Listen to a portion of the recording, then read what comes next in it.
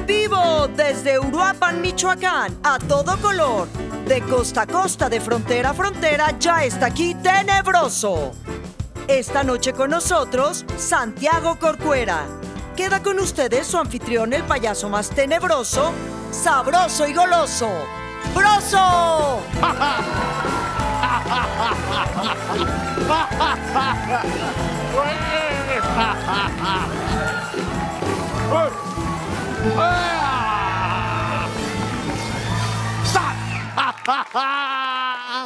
Mis niños, mis niñas, bienvenidos a Tenebroso. Hoy estamos acompañados por Pepe Harfush y sus batichicas.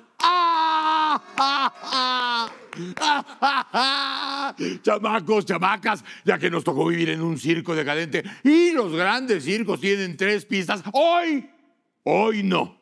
Hoy, en honor a la memoria de Carlos Manso, habrá pista única. ¡Pista única!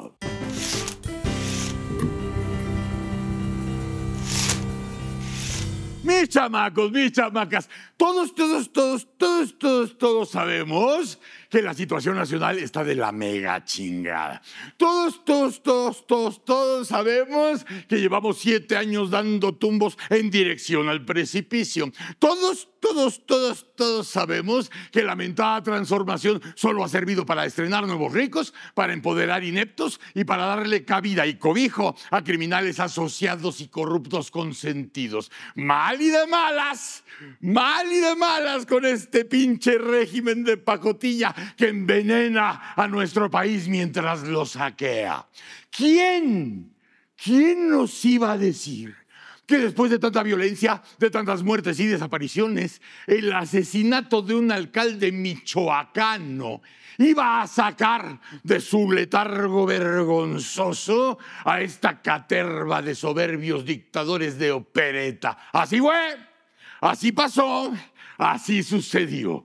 Carlos Manso, alcalde de Uruapan, el mismo que había pedido la ayuda del gobierno, el mismo que había exigido solidaridad y refuerzos para combatir al narco, el mismo que había solicitado la presencia de la presidenta para reforzar a su municipio, el mismo que dijo: no quiero ser un alcalde más de los ejecutados. Él mismo fue balaceado en la plaza principal de Uruapan mientras conmemoraba junto con la población y su familia el Día de Muertos. Esos 7 balazos que lo mataron encendieron en chinga la indignación del país entero y pusieron en jaque a un gobierno que no encontró maromas para deslindarse de su omisión por el asesinato de un funcionario público valiente, honesto, al que dejaron al capricho de la guadaña narca. Fue tanto el pesar y el encabronamiento que las redes ardieron. Bueno, ni los periódicos alineados con la 4T pudieron negarle su primera plana a la tragedia de Uruapan. Fueron tantos los análisis, los señalamientos, las críticas a la indolencia y al abandono del gobierno de los abrazos sin balazos, que el lunes la presidenta salió a su mañanera descompuesta, feroz, resentida, mayúscula en su ira, minúscula como mandataría, fuera de sí. Parecía que no entendía que por primera vez no tenía el control sobre el caos y la narrativa. Eléctricamente alterada, responsabilizaba de lo sucedido en Michoacán a Felipe Calderón y su maldita guerra, a Peña Nieto y a su comisionado para la seguridad, a las autodefensas, a García Luna. Claro, se brincó el sexenio de mi sátrapa primo hermano, que se lleva el récord de muertes, de militarización y abrazos a la mafia. Y cuando quiso irse sobre las redes, los periodistas, los comentócratas y su andanada de infamias, las protestas de los jóvenes en las calles, tuvo que echar mano de todo el manido repertorio de su macuspano paladín y antecesor, que todas las opiniones en su contra y tendencias adversas son pagadas por los intereses oscuros y millonarios de la oligarquía desesperada por recuperar los privilegios que perdieron. Y gritaba y preguntaba, ¿realmente les importa Uruapan? Y repetía, ¿realmente les importa Michoacán? Y clamaba, ¿realmente les importa la familia? No, no. Lo que les importa es usar esto para sus propios beneficios. En pocas palabras, la presidenta dijo que todos ustedes, miserables ciudadanos clase medieros, ni tienen el cerebro para generar opiniones ni posicionamientos, y mucho menos tienen derecho a indignarse por lo que mandará a revisar sus cuentas. Los va a revisar para saber quiénes son ustedes, dónde viven y quién les unta la chingada mano por escribir pendejadas contra el buen gobierno de la primera presidenta mexicana. A esas alturas, ya hasta parecía que el asesinato de Carlos Manzo era una anécdota y que la verdadera víctima era la pobrecita de ella con A.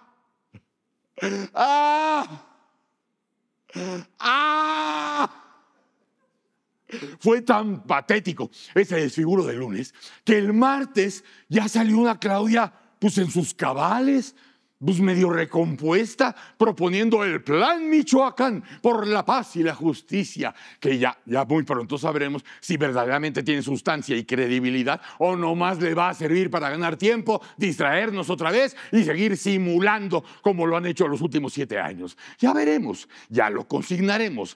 Después de verte como te vi ese lunes 3 de noviembre, presidenta Claudia, a mí me queda claro que no estás gobernando para México. No estás gobernando, no.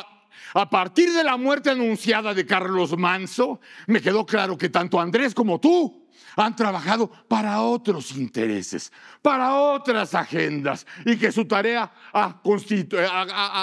se ha tratado de destruir a México. El éxito de ustedes, Claudia, es la desgracia nacional.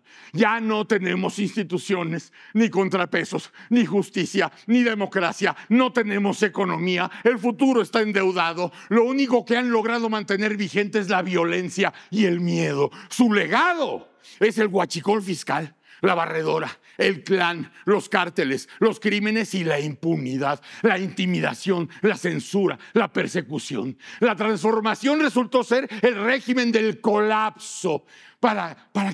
Dime, Claudia, ¿para quiénes están trabajando, carajo?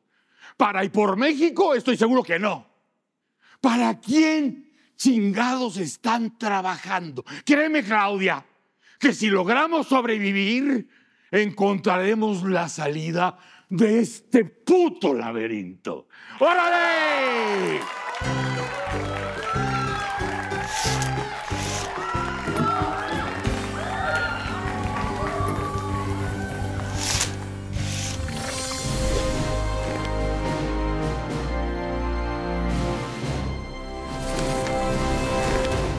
Mis chamacos, mis chamacas, a estas alturas todavía, pues todos estamos muy adoloridos, muy apenados. Tenemos todavía el dolor muy en el alma por el asesinato de Carlos Manzo, el alcalde de Uruapan. Todavía se siente en el ambiente la tragedia, ¿no? Y ustedes vieron, ¿no?, que la presidenta de México, pues primero salió a hacer una pataleta, un berrinche. Finalmente es muy joven. Y entonces, bueno, la pataleta con A y el berrinche con E. Pero al otro día reaccionó la presidenta y propuso el Plan Michoacán por la paz y la justicia. Y todos dijimos, mira nomás, qué capacidad de reacción, cabrón. O sea, el Plan Michoacán por la paz y la justicia, un plan que a nadie se le ha ocurrido antes. A nadie. Y mira cuántos presidentes llevamos. A nadie se le había ocurrido un plan por Michoacán, por la paz y la justicia. Y es bueno, pues entonces desde luego hay que desearle toda la suerte del mundo a la presidenta para que sea un éxito no solamente local, sino mundial, el plan Michoacán por la paz y la justicia. Estamos esperando todos que funcione estupendamente bien para que esa maravillosa tierra recupere la paz que se merece, el desarrollo que merece. Ojalá. Pero mire usted, presidenta, en este afán como el de usted, de construir, de colaborar, también yo me quisiera permitir, bueno, si ya va a empezar con el plan Michoacán, hay que decirlo también como es. Se les ocurre el plan Michoacán después del asesinato. O sea, si siempre hubiera sido mejor antes, ¿no? Pero bueno, fue una reacción porque matan a Carlos Manzo y entonces surge el plan Michoacán por la paz y la justicia. Aquí lo que yo le propongo, con este afán de colaborar y en la mejor de las lides, que ¿por qué no empezamos a elaborar otros planes para adelantarnos a las desgracias? Aquí le propongo, por ejemplo, el plan Sinaloa por la paz y la justicia. ¿Qué tal, presidenta? Está muy bien porque no vaya a ser un día que los gringos, por ejemplo, se lleven a sus cárceles a 2 capos de ahí. Y que los grupos empiecen a dar chingadazos entre ellos, llevándose a la gente, pues ahora sí que por efecto, ¿verdad? Y que la gente no pueda salir de sus casas, y que no pueda ir a un negocio, y que le incendien aquello, y el tiroteo acá, y las balas cruzadas. ¿Para qué esperar a esa desgracia? Si puede usted adelantarse con el plan Sinaloa por la paz y la justicia. ¡Oh! El plan Sonora por la paz y la justicia, presidenta.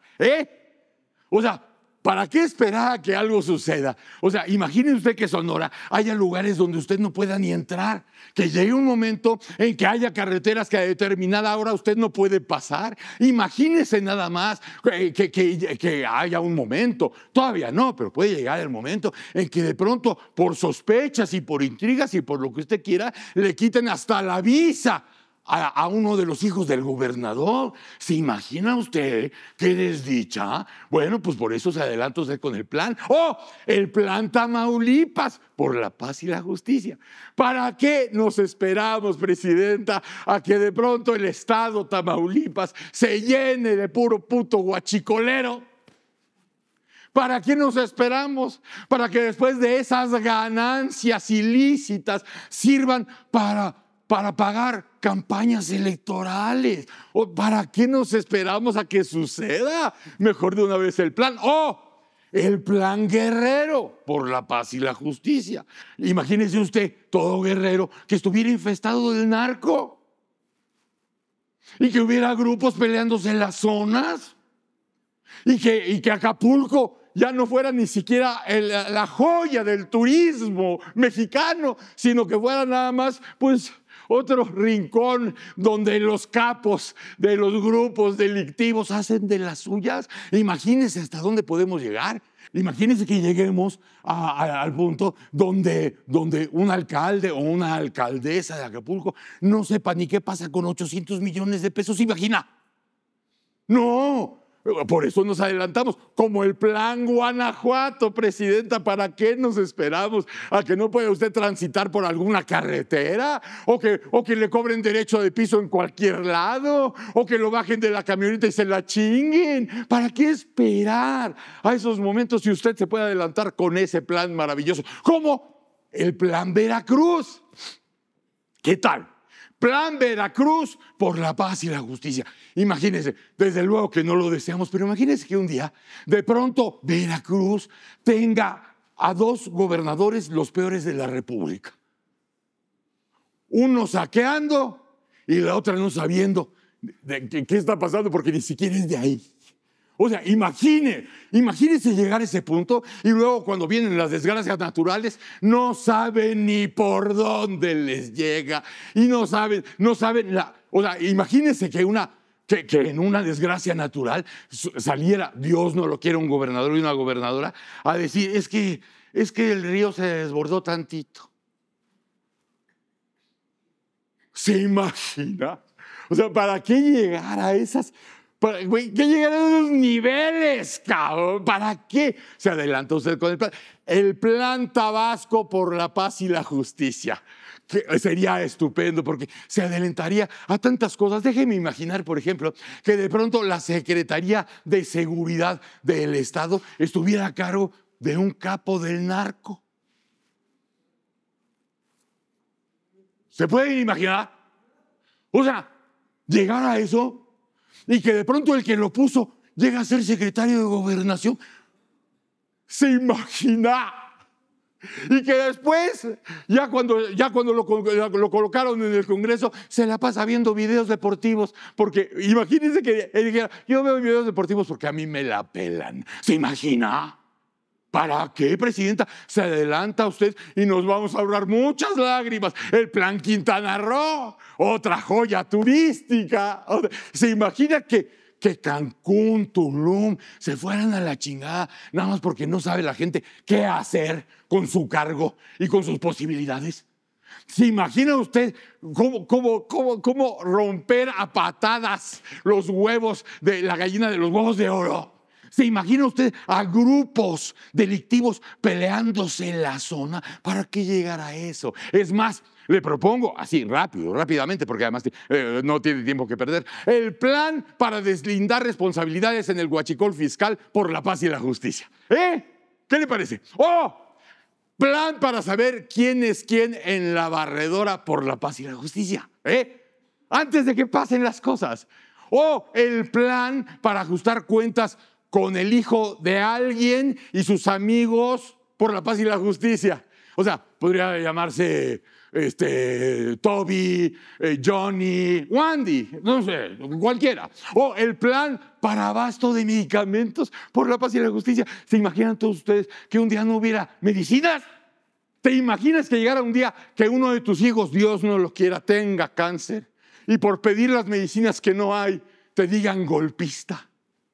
¿Se imagina llegar a ese nivel tan bárbaro, presidenta? Mejor se adelanta usted con este plan para abasto de medicamentos o plan para dignificar centros de salud por la paz y la justicia. Ninguno de nosotros, nadie de aquí y nadie de allá quisiera imaginarse que vas con un enfermo casi terminal y el elevador no sirve.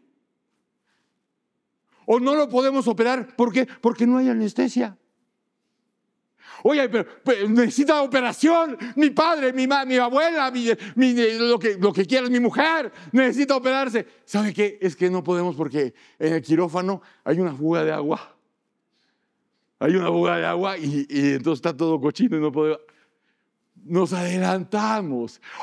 El plan para la educación por la paz y la justicia. Plan para la educación por la paz y la justicia. ¿Se imagina usted, presidenta, adelantarse a que algún día algún idiota que esté a cargo de estas cosas, ¿verdad?, se ponga a hacer libros de texto para adoctrinar a los niños mexicanos y para que los niños mexicanos, gracias a esos libros, acaben hablando todos como tabasqueños?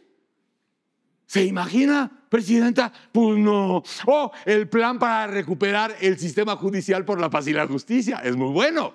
Plan para restablecer el INE por la paz y la justicia. Es más, presidenta, ya yéndonos así, o sea, echando la casa por la ventana. Imagine usted ahorrarse 7 años de estar oyendo pendejadas todos los días. 7 años de oír locuras.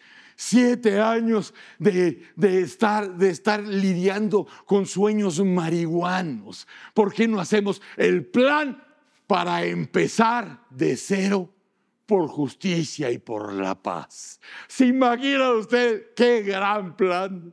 O sea, que estos 7 años, que los 7 años que cualquiera se imagina como un desastre, pudieran ser todo lo contrario. ¿Por qué? Porque empezamos de cero con el plan para empezar de cero por la paz y la justicia. Bueno, presidenta, por favor no me agradezca. Es parte de nuestra obligación ciudadana colaborar, aportar, sugerir. Ojalá que a usted le vaya muy bien con su plan para Michoacán y ojalá se haya fijado en nuestras sugerencias que a lo mejor puedan servir para algo. Presidenta, quedo de usted. ¡Órale! Chamacos, qué bueno, bendito Dios que siguen con nosotros. Mira, brincos diera, brincos diera yo, por decir, oigan, chamacos, ¿ya vieron qué chingonería pasó esta semana? Brincos diera yo por decir, ¿se enteraron de la buena nueva esta semana? No, o sea, brincos diera yo cada semana, cada 15 días, decirles, miren nada más qué chingonería supimos, o miren ustedes con qué nos sorprendieron, una maravilla, ay, mira nada más México, qué chingón.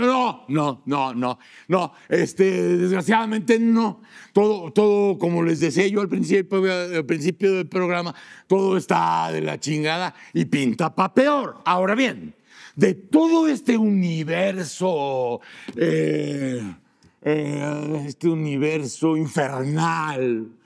Hay temas que incluso ahora les da mucho miedo tocar, sobre todo a las autoridades. Uno de esos temas que le sacan la vuelta, porque es un tema muy cabrón, pero no le quieren entrar porque tendrían que asumir responsabilidades, y ya saben ustedes que a este régimen las responsabilidades pues le sacan granos, ¿no? Este tema de hoy está bien cabrón y tiene que ver con las desapariciones. Acuérdense ustedes que ya hace meses y semanas ha habido este gran debate, entre comillas, oye, pero ¿por qué los homicidios dolosos están bajando y las desapariciones aumentan? O sea, ¿por qué presumes que los homicidios dolosos están a la baja, pero no dices qué pasa con las desapariciones? Porque esas aumentan. Estamos hablando, nada más para que ustedes se den cuenta antes de platicar, de 40 a 50 desaparecidos por día, cabrón. Así está el asunto. Ahora, ¿con quién vamos a platicar de esto? Porque ahora la ONU ya está señalando con el dedo del medio al gobierno de México y al país por el escándalo que significan las desapariciones forzadas. Ahora bien, hoy va a estar aquí conmigo platicando de este asunto. Es difícil, ¿eh? Es cabrón, pero es. Y como otros no lo quieren enfrentar, no lo quieren encarar, entonces lo vamos a hacer nosotros. Pero para eso necesitas a alguien muy especial, como alguien que fue presidente del Comité contra las Desapariciones Forzadas de la ONU. Sabe tantito del tema y está aquí conmigo esta noche. Santiago Corcuera. ¡Órale! Hoy tengo miedo de salir otra vez, tengo miedo de volver a caer. Tengo miedo de las mentiras, ya no tengo más fe, tengo miedo de volver a creer. Gracias, Batman. Si me permite, Santiago, voy a pedirle a mi asistente digital, Chachita, es de que nos da muy buena información. Entonces, Chachita, Santiago Corcuera, por favor. Santiago Corcuera, expresidente del Comité contra las Desapariciones Forzadas de la ONU y profesor de Derechos Humanos de la Universidad Iberoamericana. Gracias, Chachita. Santiago Corcuera, gracias por estar acá. Al contrario, gracias a ustedes por invitarme. Era muy urgente platicar contigo de este asunto porque se volvió a calentar el tema. De pronto, como que hay mucha gente que apuesta que se enfríe, que no se hable, que no se toque, porque oficialmente todo está muy bien, todo el mundo está muy feliz, todo está muy contento, 35 millones de almas son felices viviendo el régimen. Entonces se enfrían algunos temas como este de las desapariciones forzadas, pero se ha vuelto a calentar, porque el problema existe, porque la ONU se fija, porque lo señala, porque el gobierno contesta con aquel clásico de no cierto, o no escucho, no oigo, soy de palo, este tipo de cuestión. Pero el tema es muy cabrón, tan cabrón como los homicidios dolosos. O sea, estamos viviendo en sangre. Yo te diría que tal vez el tema de las desapariciones, con todo y lo horripilante de los homicidios, las ejecuciones, Sí. Los secuestros mismos, que son un crimen espantoso, el tema de las desapariciones es extremadamente grave. Entre otras razones porque, fíjate, si si aparece una persona muerta Sí. y es identificada esa persona, a los familiares de esa persona por lo menos se les puede con dignidad entregarle el cuerpo, los restos de su familiar, y sus familiares le pueden dar el trato que vaya de acuerdo con sus convicciones, y se hace, a pesar del dolor y de la tragedia, las familias pueden Cerrar. hacer un cierre, exactamente, Exacto. lo que en psicología social se conoce como el cierre. Lo que de decimos en mi tierra natal, a closure. un closure, Exacto. exactamente. Es cierto. Mientras que en el tema de las desapariciones, por desgracia, se dice, por ejemplo, jurídicamente, Sí. que la desaparición forzada de personas es un crimen de carácter continuo o permanente que comienza con la privación de la libertad, que después se niega y se oculta el paradero o la suerte de la persona y se prolonga y se comete segundo a segundo desde la privación de la libertad hasta que cesa la desaparición. ¿Cómo cesa? La desaparición cesa con el hallazgo de la persona en vida, por ejemplo, lo que Sí. se conoce como el paradero de la persona, dónde está, si es que está viva, o si por desgracia se encontrara en sus restos, entonces eso se dice que se conoció su suerte, la suerte que corrió. Y es hasta que se identifican los restos Sí. que dices, bueno, ya no está desaparecida porque ya hemos identificado los restos de la persona. Y es por eso que la desaparición forzada es considerada por el derecho internacional no como una violación grave de derechos humanos como, por ejemplo, la tortura, Sí. sino que, porque las convenciones contra la tortura dicen, se deberá castigar la tortura con penas que sean acordes con la gravedad de la conducta. En el caso de las convenciones sobre desapariciones, dice más o menos lo mismo, dice se deberá considerar una conducta que debe de ser considerado un delito y se le deberán establecer penas que sean acordes con su extrema gravedad. O sea, la desaparición forzada es extremadamente grave y no solamente por la violación de los derechos de la persona desaparecida en sí, o sea, que es privada de su libertad, que muy probablemente es horrible decirlo, pero probablemente puede ser privada de la vida, que puede ser objeto de violaciones a su integridad física, a Sí. su personalidad, pero no solamente eso, sino que produce gravísimos sufrimientos a sus familiares, a sus seres queridos y a la comunidad a la que pertenece y a la sociedad. Ahorita, es por eso que es tan, ahorita tan estás terrible. hablando de una secuencia dolorosa per se, Sí, pero nosotros vivimos en un país donde los protocolos están perturbados. Porque si habláramos de esta secuencia dolorosa en un lugar donde los protocolos son muy claros, donde pues es difícil que esto suceda, pero cuando sucede se hace A, se hace B, se hace C, se hace D y se llega a la verdad por dolorosa que sea. sí.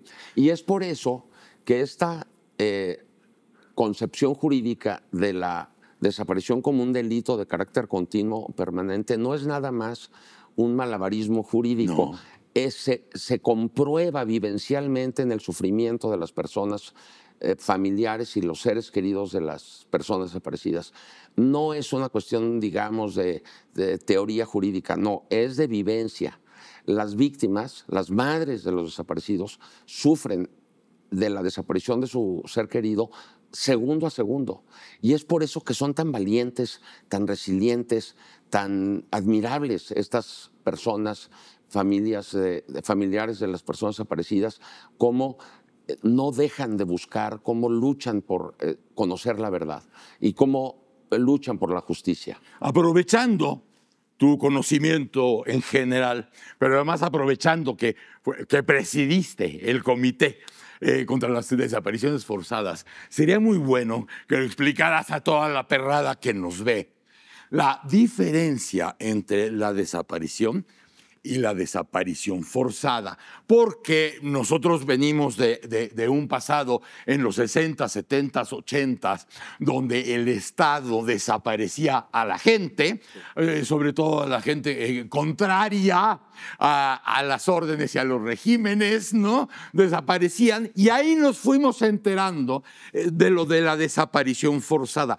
Pero han pasado 60 años y todavía la gente no tiene la diferencia entre alguien que desaparece y la desaparición forzada. Sí, voy a tener que dar la definición lo más literalmente posible. Sí, está muy bien. Y luego trataremos de explicarla, pero yo sé que es aburrido, pero luego dar definiciones legales. Pero la desaparición forzada se entiende como la privación de la libertad, cualquiera que fuere su forma. Sí. Es decir, puede ser incluso una desaparición una privación de libertad que primero fuera legal. Por ejemplo, si te agarran en flagrancia, esa detención inicial es legal, pero luego, en lugar de llevarte a disposición de la autoridad, te llevan de paseo, te meten a una prisión clandestina, etc. O te torturan, y lo que tú quieras. O puedes comenzar, como en la mayoría de las ocasiones, con una privación ilegal de la libertad.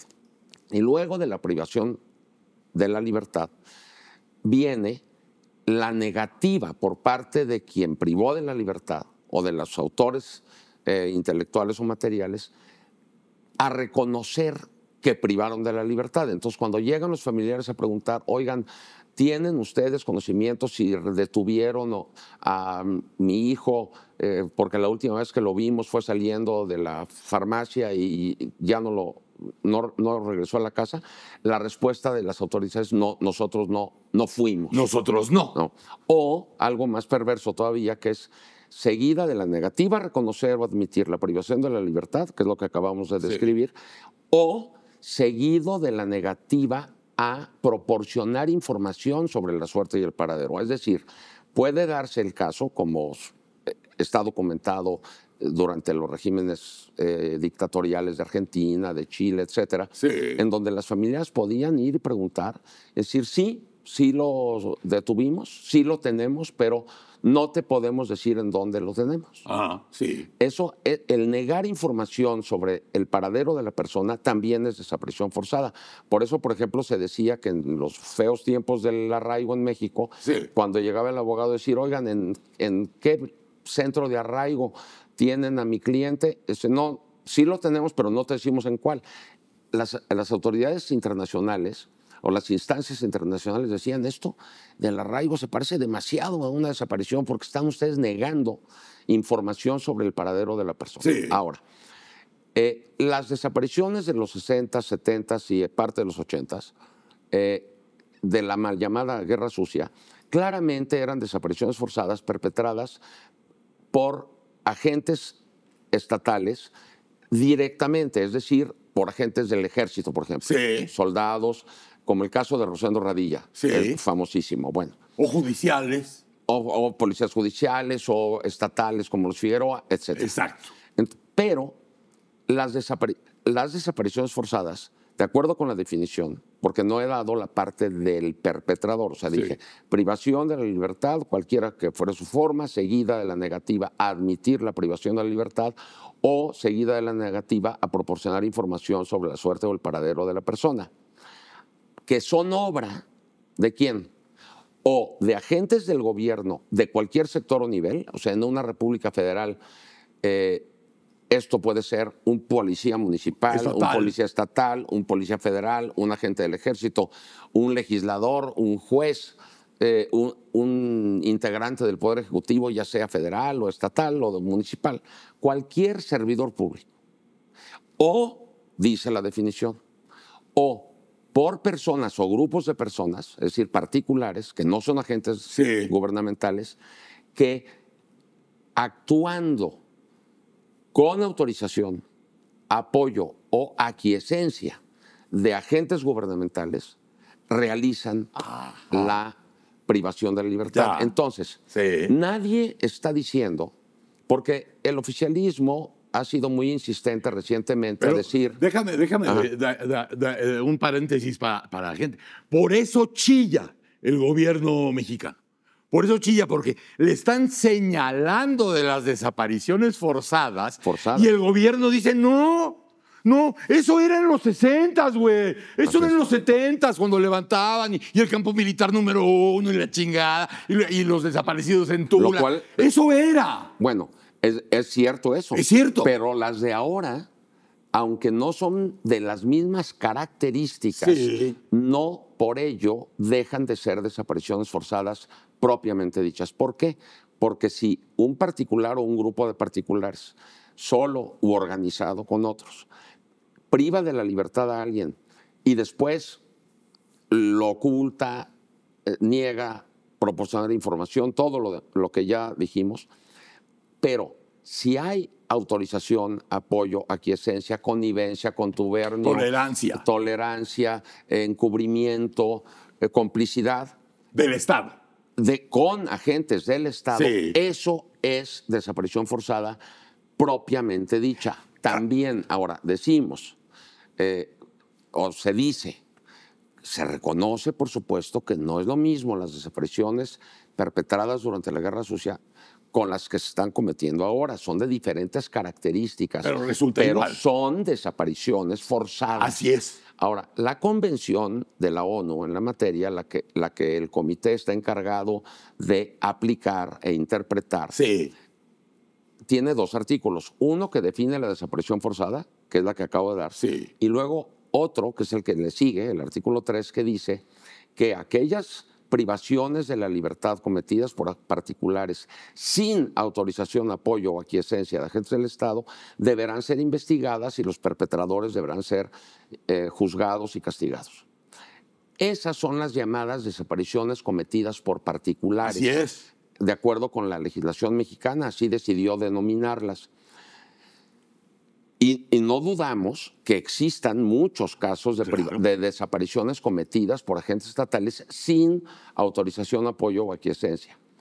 Pero cada vez más aparece evidencia empírica comprobable que hay en muchísimos casos connivencia. El Rancho Izaguirre y muchos otros casos, el caso de Tabasco y La Barredora, Sí. y otros, en donde es clarísimo que aunque las desapariciones forzadas pudieran haber sido cometidas, es decir, la privación de la libertad pudiera haber sido materialmente cometida por agentes no estatales, Sí. estos estaban en contubernio, en connivencia, con aquiescencia, incluso a veces con autorización de agentes estatales.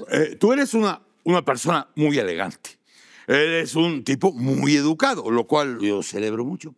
Pero finalmente, las Naciones Unidas, como todos nosotros en este país, sabemos que el narco está desatado. Sabemos lo que significa abrazos no balazos No, y eso- lo que ha significado eso estos de 6 años. A eso de abrazos no balazos, yo siempre he dicho que depende de dónde pongas la coma. Es decir, la mal llamada política de abrazos, coma, no balazos, nunca fue así. Porque la militarización se injertó en nuestro sistema desde Calderón, se mantuvo con Peña Nieto y se agudizó con la Cuarta Transformación. Se profundizó para quedarse. Y ya recientemente se Así institucionalizó es. con la reforma constitucional que trasladó a la Guardia Nacional de la Secretaría de Seguridad Pública Sí. o Ciudadana a la Sedena. Sedena. Entonces eso se llama militarizar. Militarizar es la acción de convertir en militar lo que no era militar. Y parece que aquí tenemos a los dos ejes. Entonces yo digo No. que mientras esa política de utilización Sí. de las Fuerzas Armadas en tareas de seguridad pública se ha mantenido desde Calderón a la fecha, Sí. el eslogan de abrazos, coma, no balazos, en realidad no es así. No. Es abrazos, no, coma, balazos. Así. Y finalmente, Y los resultados... por depende de qué desgracia, lado estás, es donde funciona la coma. Exacto. Y no más allá de eso, para comprobar en dónde está colocada la coma, lo que hay que buscar es la evidencia empírica. Claro. Es decir, ¿acaso se han reducido sustancialmente los homicidios No, dolosos no. o ha sido una reducción más bien marginal. No. ¿Por qué? Pues porque acuérdate que en tiempos de Peña Nieto, de que Calderón se fue en el 2012 al 14, Sí. el índice de muertes violentas por cada 100,000 habitantes bajó de 24 a 17, Sí. lo cual es una reducción, pues, Notoria. notoria. Es decir, a una persona que pesa 140 kilos y de repente pesa 100, le dice, oye, pues Se sí nota. se te nota que estás haciendo un esfuerzo por mejorar tu problema, ¿no? Pero bajar de 29 a 24 o a 23, pues para el ciudadano común y corriente que está caminando en las calles peligrosas de Culiacán, no lo percibe, no se percibe. Sí, pero ¿no? ahorita lo que decías, Porque es por muy ejemplo, marginal, ¿no? de Peña. Bueno, pero espérame, nada más Ajá. déjame decir lo Sí. siguiente. Sin embargo, en el tema de las desapariciones no hay tal reducción. No. Está el incremento, porque el promedio de desapariciones, que fueron 50,000 solamente en el sexenio de Andrés Manuel López Obrador, el promedio por día era entre 24 y 25. Sí. Y actualmente, en solo un año de la administración de la doctora Claudia Sheinbaum, este índice va a razón de 40 o 45 desapariciones Diario. por día. Por día. Esto no es una reducción, como cualquier aritmético lo puede Desde luego. deducir.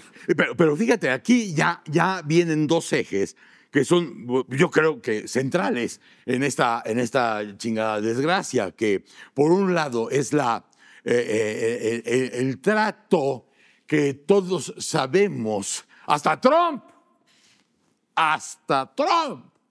esta convivencia entre el gobierno y los grupos narcos es un eje, y el otro eje es la militarización.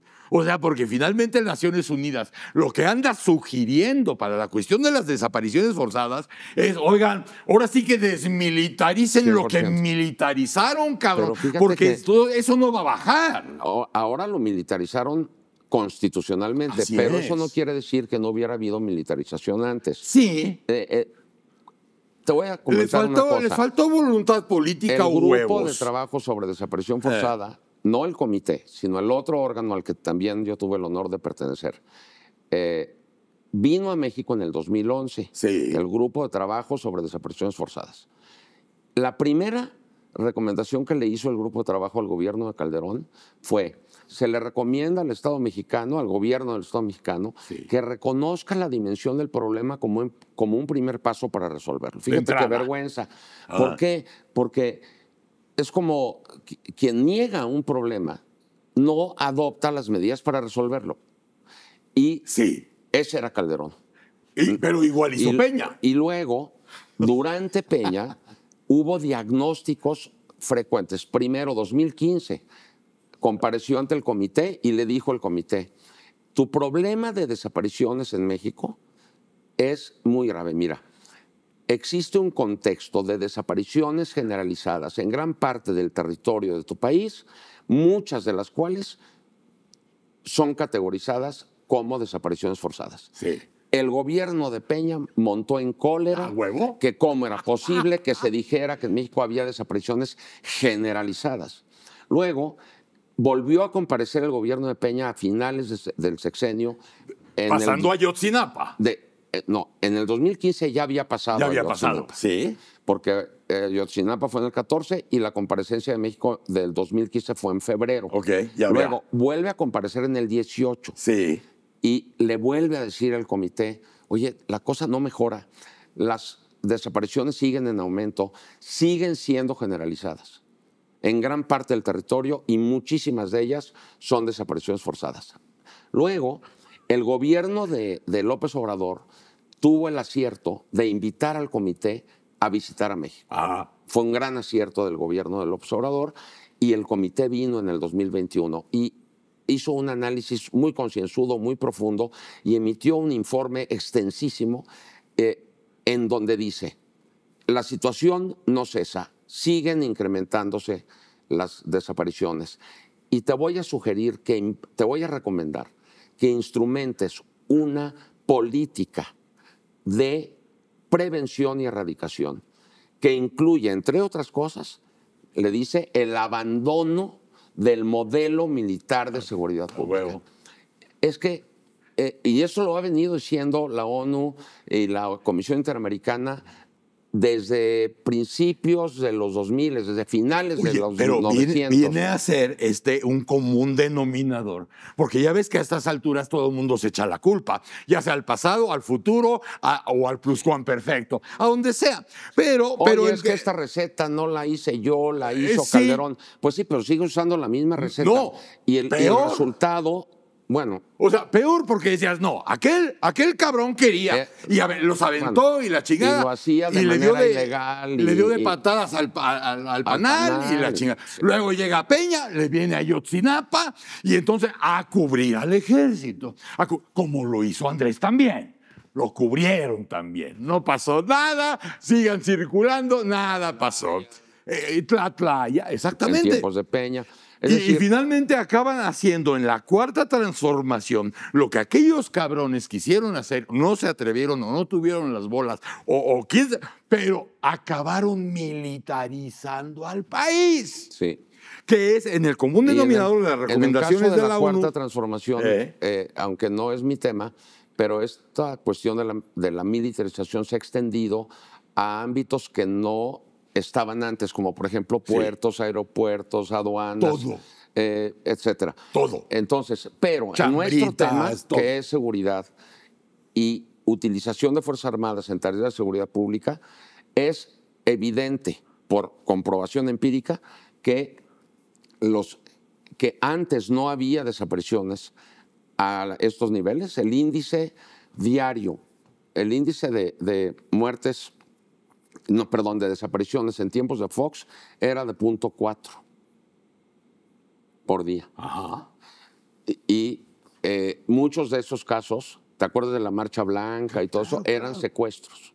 Sí. Ni siquiera eran Sí. desapariciones porque había solicitud de rescate, etcétera. Luego a lo mejor los mataban y los desaparecían y se convertía aquello en una desaparición. Sí. Pero el brinco que se dio entre el 2006 y el 2012 con Calderón es espeluznante, porque de estar hablando de 500 y pico desapariciones que ocurrieron durante Fox, con Calderón fueron 25,000 o más.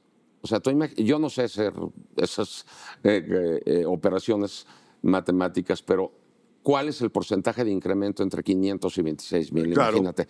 Y luego, después de Calderón, Peña Nieto, y después López Obrador, solamente en su sexenio 50,000. 50,000 O sea, en el sexenio de Andrés. El doble del Calderón. Exacto. Y luego, ahora, con un ritmo espantoso de alrededor de 40 o 45 por día. Entonces, en materia de desapariciones, las cosas, francamente, no están mejorando. Esta llamada estrategia de seguridad nueva, yo no le veo lo nuevo. Yo creo que están usando la misma receta de Calderón, por desgracia. Sí. Y si usas la misma receta, el platillo te vas a ver igual. Y fíjate que además, para acabarla de chingar, si me permiten, tú eres maestro en la Ibero de Derechos Humanos. Ve el tema que estamos hablando, que está muy cabrón. Pero además la Comisión Nacional de Derechos Humanos no existe en el país desde hace 6 o 7 años. Mira, o sea, hay una cosa ahí está y recibe presupuesto y está a cargo una señora Gremlin y ya. Es triste ver que la Institución Nacional de los Derechos Humanos del país adopte también el mismo discurso de decir, en México no se están cometiendo desapariciones desde el Estado. Sí. Eso era en los 60s y en los 70s. Sí, la misma. Porque es muy desafortunado que una Institución Nacional de Derechos Humanos no reconozca el problema. Y volvemos a la recomendación que hizo la ONU, ¿no?